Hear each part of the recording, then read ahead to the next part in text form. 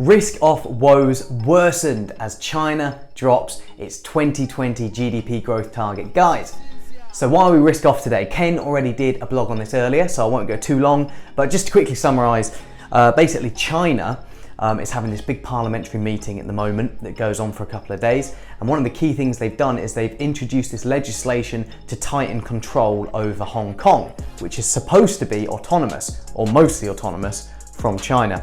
And this, this is annoying the US, and it's another point of tension between China and the US, bickering over Hong Kong, and that is part of the reason why we're seeing risk-off markets today. But another reason, I just said it in the title, China has dropped its annual GDP growth target for the first time since it introduced these targets in 1990.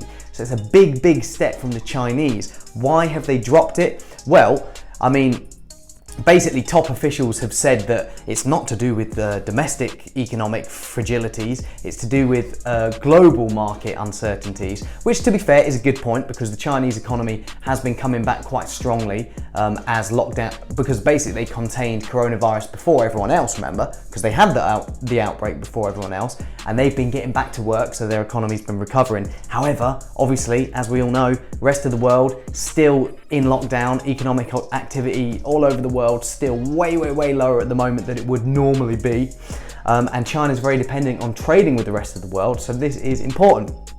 But the thing is, this news that they were completely going to drop that target did come as a bit of a surprise, because some people were expecting them to drop the target to 3%, and a few other people were even saying 1%. So the fact that they've dropped this target makes people is making people nervous. Maybe they're thinking, hang on a minute, does this mean that the Chinese think that their economy is actually going to shrink in 2020? Are things worse than we thought? And you've definitely seen a reaction to this in the market, but particularly in the industrial metals market. So if you look at copper prices, they got slammed on this news. And that's basically a reflection of fears that because China does a lot of construction and production, they're like the industrial hub of the world, right? So they consume 50% of the world's copper.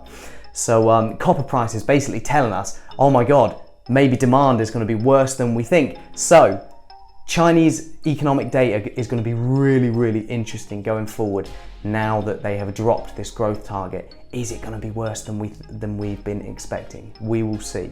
That is pretty much it from me for now. I will see you in the next one.